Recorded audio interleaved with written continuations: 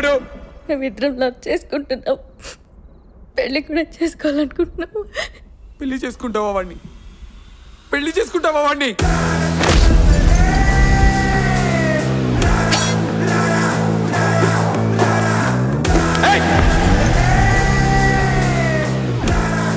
వాళ్ళది ప్రేమ, అందుకే వాళ్ళు కలిసి ఉన్నారు. నీది కోరిక, అందుకే నువ్విక్కడున్నావు.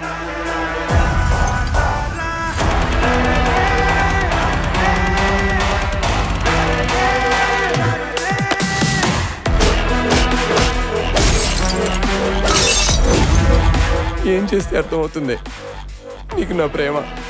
నీ మీద లవ్వా? నువ్వు చస్తే ఏడుపు కూడా రాదు నాకు.